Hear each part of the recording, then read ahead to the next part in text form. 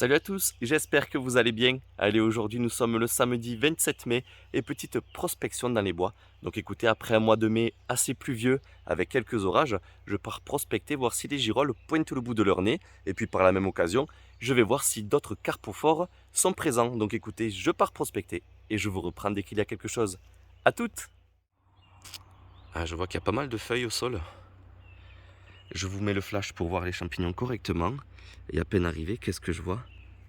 Et voilà, les premières girolles de la saison 2023. Ah ben ça fait plaisir de les voir car l'année dernière, c'était chou blanc avec la sécheresse. Et là on est sur de la girole pruneuse. Alors je vais vous expliquer la différence entre la girole pruneuse et la girole commune. Hop là, je vais la mettre dans ma main. Donc voilà, la girole pruneuse va avoir un pied plus épais, une chair plus ferme et plus épaisse. Et ça va tirer plus du jaune pâle au blanchâtre. Vous voyez bien le chapeau. Le chapeau, il tire sur le jaune pâle, voire blanchâtre. Le pied va être jaune pâle, voire blanchâtre. Et les plis dessous, on les voit bien. La girole, ce ne sont pas des lames, ce sont des plis irréguliers.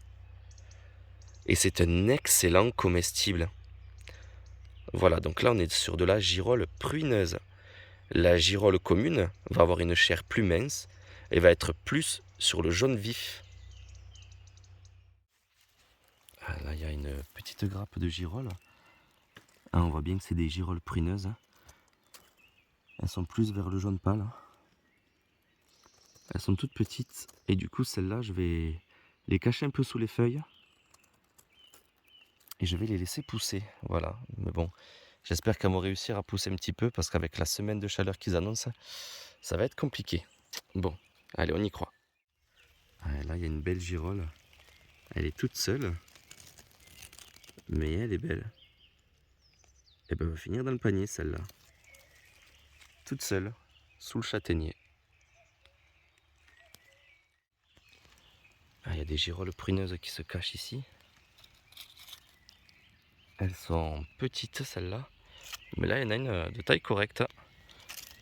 Ah, celle-là, on va la prendre. Regardez. Elle est mignonne, celle-là. Bon, par contre, si j'en croise beaucoup de petites comme ça, je vais pas toutes les filmer. Sinon, ça va faire une grande vidéo. Je vais filmer l'essentiel. Allez, je continue. Ah, il y a quelque chose qui m'a pas manqué dans les bois. C'est les moustiques. Dès que je m'arrête, ah, ils tournent autour de moi en nombre. Et là, ben, il y a une belle girole. Regardez ça. Impeccable. Ah, une belle petite famille encore. Voilà, il y en a qui sont de taille correcte qui vont finir dans le panier. Et d'autres que je vais laisser sur place. Regardez, il y a des spécimens vraiment tout petits. Et des spécimens vraiment minuscules, quoi. Ça pousse, regardez. C'est vraiment minuscule. Coucou toi. Eh ben écoutez, je continue. Ah, ça pousse encore et vous voyez, c'est tout petit là. Mais il y a une belle petite famille que j'en écrase pas. Hop. Elles sont bien cachées.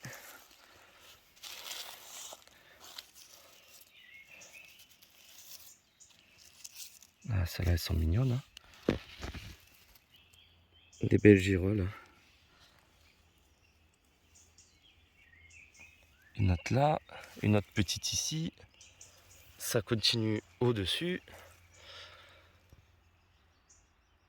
Impeccable. Vous voyez, il y a des beaux exemplaires de girolles pruneuses. Et vous voyez, elles peuvent vraiment tirer sur le blanchâtre. Là, on a un bel exemple. Voilà les amis, je vous montre la différence entre la girole pruneuse et la girole commune.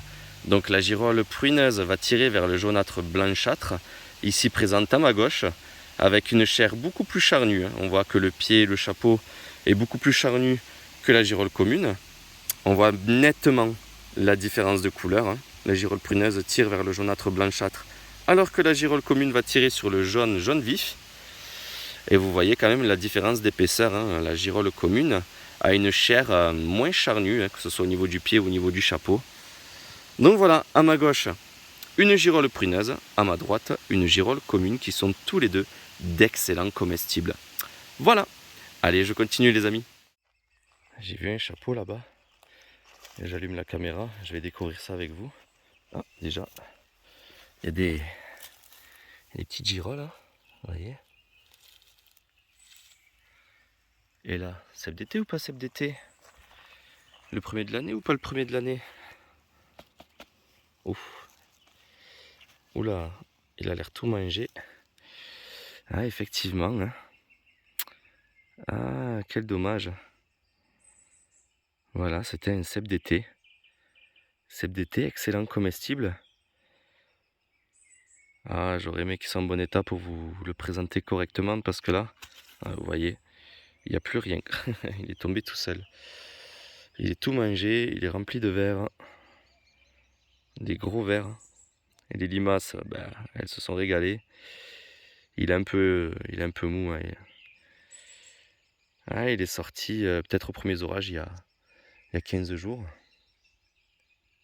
Bon. Ouf, oui, il sent pas très bon. Voilà, d'habitude on reconnaît le cep d'été avec son chapeau brun feutré. La mousse dessous est blanche, puis elle devient verte à maturité. Et puis ben, le pied, ça va être compliqué de vous le montrer. Voilà, le pied normalement, il est de couleur beige avec un réseau présent. Là, le réseau, on le voit un petit peu sur le pied, mais là, c'est compliqué de vous expliquer. On ne sait jamais, peut-être que je vais tomber sur un exemplaire potable. Bon, ben écoutez, je continue. Hein. Allez, changement de spot. Et regardez sur quoi je tombe. Ah, de magnifiques cèpes d'été. Ah, ils ont le... Ouf, ils sont moelleux. Et ils tiennent pas sur pattes. Hein. Voilà. Voilà, cèpes d'été. Hein. Chapeau brun feutré et fissure quand le temps devient sec. Dessous, la mousse est blanche et elle devient verte à maturité. Et on voit bien là le réseau sur le pied. Le pied qui est de couleur en général beige. Et là, vous voyez, ils sont bien grignotés. Et c'est archi véreux.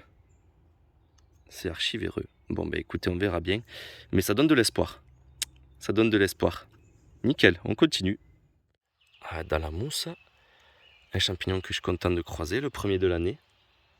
Ah, elle est bien ferme. Hein. D'habitude, quand je le trouve fin printemps, début de l'été, d'habitude, elles sont molles, elles sont archi véreuses. Elles sont très appréciées par les limaces et les vers. Voici la russule charbonnière. Voilà, les lames dessous sont blanches. Le pied est blanc. Et on voit bien le chapeau avec des teintes grises verdoyantes. Et au centre, on voit bien les teintes un peu violacées qui vont s'accentuer avec l'âge. Et puis si vous avez un doute, si vous ne savez pas si c'est une russule charbonnière, n'hésitez pas à faire ce test. Voilà, je vous montre, vous appuyez assez fort sur les lames, vous les frottez, comme ceci. Si les lames ne cassent pas et qu'elles deviennent grasses, c'est bien une russule charbonnière. Et si les lames cassent, eh bien vous n'êtes pas en compagnie de la russule charbonnière. Et là c'est le cas, les lames sont grasses, on a vraiment l'impression de toucher du lard. Hein. Vraiment, vous voyez comment ça devient gras? Voilà, donc si les lames ne cassent pas et qu'elles deviennent grasses, vous avez l'impression de toucher du lard. C'est une russule charbonnière. Si les lames cassent, ce n'est pas une russule charbonnière. Je suis content, la première que je trouve, elle est jolie, elle est bien ferme, dans le panier. Là, au soleil, on voit bien la teinte un peu violacée hein, sur la russule charbonnière. Et puis à l'ombre, ça tire sur le gris verdoyant un peu. Donc voilà, je voulais vous montrer la teinte de la russule charbonnière. On voit mieux le violacé là, impeccable. Et voilà les amis, c'est la fin de cette vidéo, j'espère qu'elle va vous plaire. Et bien écoutez, je suis très heureux de voir que le monde fongique reprend vie dans nos forêts. Désolé, je suis un peu essoufflé parce que ça grimpe. Mais voilà, je suis très content d'avoir trouvé des girolles et des cèpes d'été. J'en ai laissé une cinquantaine sur place. J'ai croisé 2 cèpes d'été, comme vous avez vu dans la vidéo, complètement mangés. 2 cèpes d'été remplis de vers et c'est même pas la peine. Hein. Du coup, j'ai rien pu ramener à la maison. Mais voilà, c'est positif. Dans les bois, c'est quand même encore un petit peu humide. Ils n'annoncent pas de pluie avant dimanche prochain, donc 8 jours sans une pluie. On verra bien. Au moins, entre les fraîcheurs et les pluies des jours précédents et la chaleur depuis 2 jours avec le soleil qui revient ici dans le sud, il va y avoir un choc thermique. Et j'espère qu'il y aura eu assez d'humidité pour déclencher une belle pousse de cèpe d'été la semaine prochaine. Affaire à suivre, je pense que je repartirai en prospection lundi si je peux. Et du coup, on verra bien si je trouve encore des girolles et des cèpes d'été, mais j'irai dans un autre spot. Donc, affaire à suivre. Donc voilà les amis, je suis très heureux de faire cette première vidéo sur les girolles et les cèpes d'été et de vous partager ce petit moment agréable. Donc les amis, comme d'habitude, si la vidéo vous a plu, n'hésitez pas à la partager. N'hésitez pas à vous abonner si ce n'est pas déjà fait. Un petit pouce bleu, ça fait toujours plaisir et on se dit à bientôt dans une prochaine vidéo. Ciao ciao.